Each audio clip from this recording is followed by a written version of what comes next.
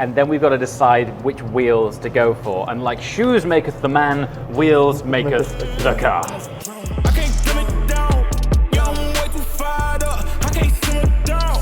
Ooh, yeah. I see the flashing lights. Make sure the flashing right. Yeah, I'm in my bag tonight. Yeah. Ooh, I might just pull up before it.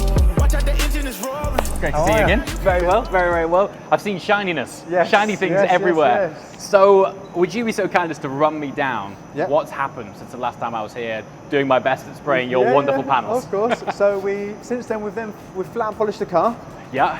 and we've painted all of your what was chrome satin black. How long does it take to flat and polish the car? Because that's a big job. Oh, it was a few days. I know, I was going to say, that's something, he says that as if they just did it, so that's just like days worth of work. Definitely 2 or 3 days. Okay, so all of that beautiful paint that I applied to the But panel. you done. You sanded that back to like a sort of matte flat finish. So there's no more peel on it. So the gun finish was technically peely. Yes. Then we've taken it down with 1200. Yeah. Made it nice and flat, and then brought it back up through the grades. So 2000, 3000, 6000. And these are grains of sandpaper, effectively, right? And then polished them up. Okay. Yeah. And this is going to say this is multiple days worth of painstaking hand. This is all hand, obviously, by hand. So then we brought the gloss back, and then I've noticed I've never seen this look this good. What's happened here? So all of the old carbon, particularly front end, which had taken all the stone impacts and speed bumps and things like that. Yeah.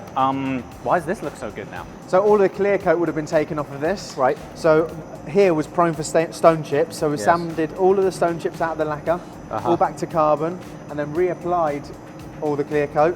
And now you have nice, shiny rear diffuser. I mean, it looks brand new. Yeah. And this is still yet to be flat and polished.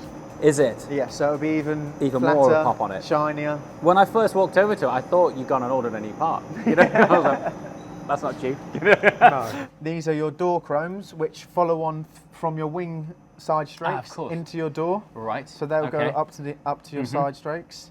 And then also what we've done since you were last there. Oh, hinges. Hinges. Look at this. Never thought I'd be so excited about a hinge. Look at the colour of it. That is gorgeous. Yeah, got your satin black bonnet vents as well. Phenomenal. In a minute, you'll see some of the accenting which is going on parts like this. And then we need an audience chat, because I genuinely want, audience feedback. What do you think we should do? You'll see in a minute, there's a degree of unknown territory on the wheels, which we shall share with you soon, which is highly cool.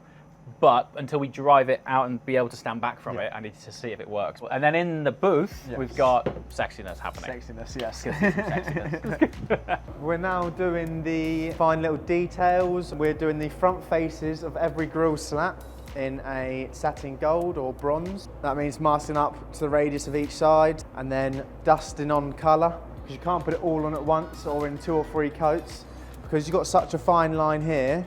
If you were to put too much material on there, you'd have a nightmare taking the tape off. You wouldn't get a nice crisp edge.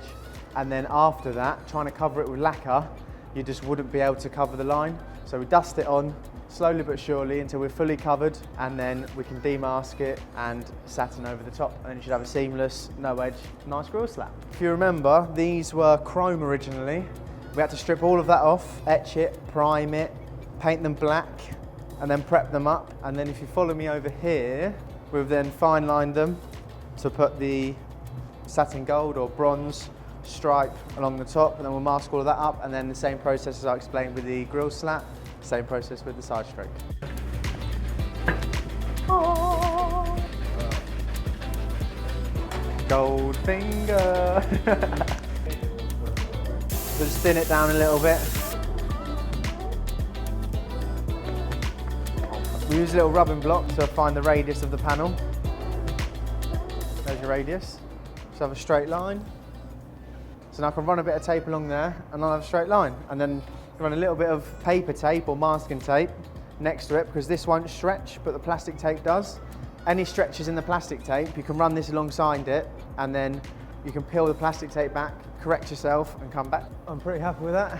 We can double check it by running a bit of masking tape alongside it. Like I was saying, this won't stretch, but this will. So if I've pulled it a little bit too tight on the reel, it will show up any little bits and bobs. Here you can see, where you can still see black through there. That's kinked in a little bit, so I'm gonna have to pull it back to where it's good, which is about here. Twist the tape over so it rolls naturally into the masking tape rather than stretching it. You're splitting atoms, to be honest, but it can be the difference between having a nice straight line or a little kink in the line. But it all adds up to making it that little bit better. So as you can see, the side strake isn't perfectly straight because the wing isn't. So in order to fit the wing, it has to follow the shape of the wing. So if you look down the edge of here, the fine line isn't exactly straight, but it is true to the side strake. So it looks curved, but there's no kinks or bends in the tape, which means it's good.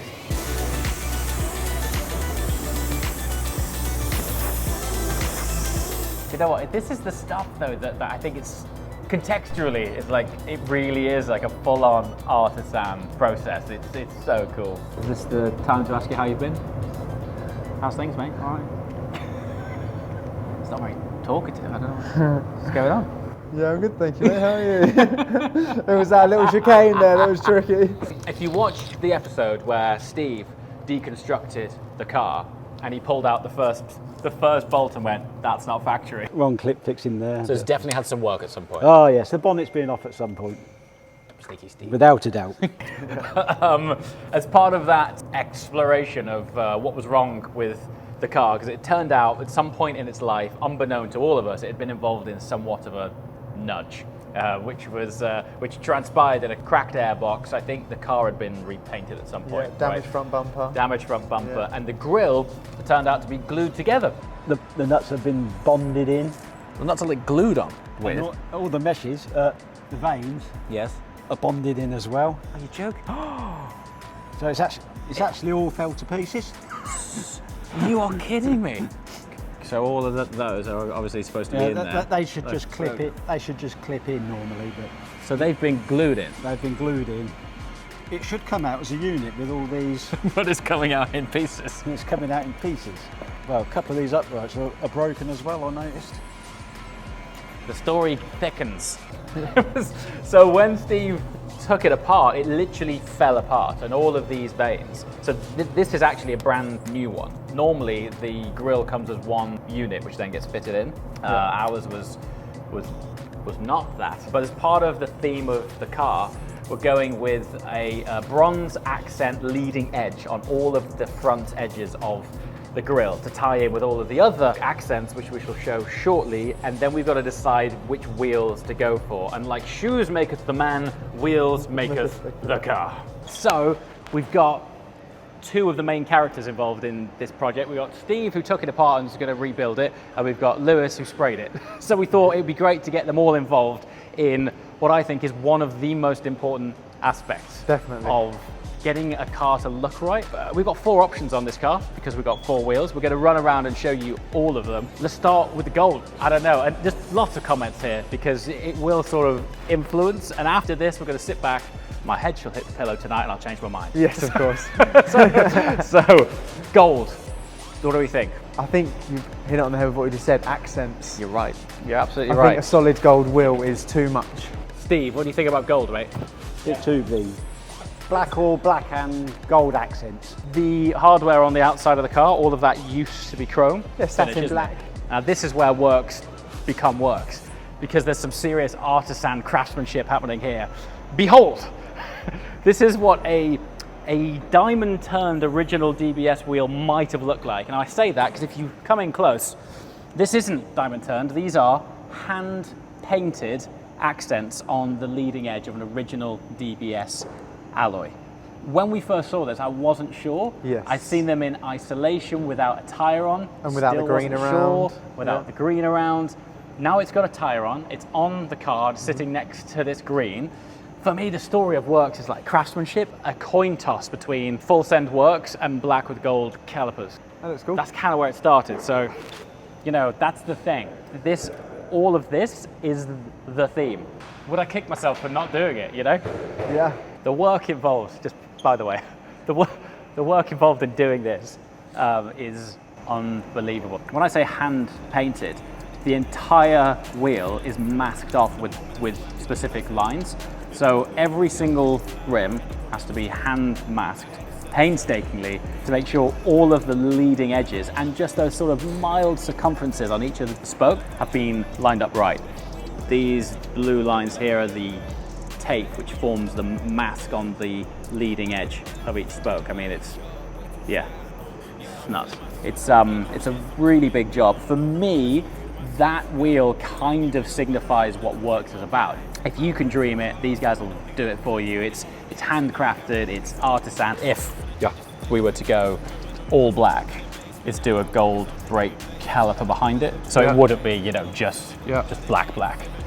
I'm not a great lover of black wheels. Okay, cool. I think on this, I think for the black car with black wheels, it's kind of okay, but it's a green. It's a really strong traditional colour. I love the gold. I think it makes the wheel look bigger.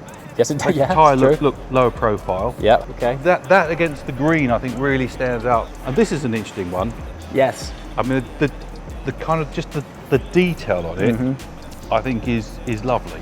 So the side strake, once it's back, will have a very similar profile leading edge in that matching bronze, if that helps things. So will the leading edge of the grille. We'll also have those in. It might just be an age thing, but I rather like the gold wheel. The gold one, yeah? I really do. Interesting. I mean, that Michelin tyre looks really cool.